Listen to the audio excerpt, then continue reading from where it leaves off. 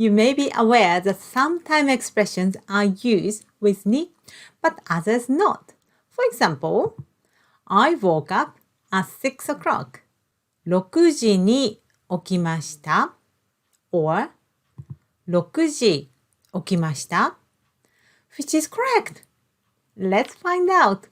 あすか先生の日本語道場。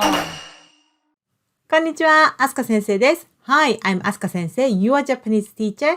Today I'm talking about time expressions with ni and without ni. There are two types of time expressions. Relative time expressions, such as 明日、先週、今月. These time expressions do not take ni. And specific time expressions, such as 3時に、5月5日に、2021年に。These time expressions do take ni. You may wonder, which time expression is relative or specific? No worries, I give you the special tips. If you can see any numbers in the time expression, it's specific, such as 3時に, so you can see 3. 5月5日に, you can see 5th, 5日. And May is also, in Japanese language, the 5th month of the year. So 5月, this 5 means number 5. 2021年に in 2021.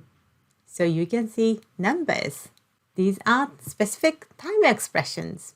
If you cannot see numbers, such as 明日、先週、今月, they are relative time expressions. Please note, the day of the week is in between. So for example, on Monday, you can say 月曜日に, but also you can say 月曜日.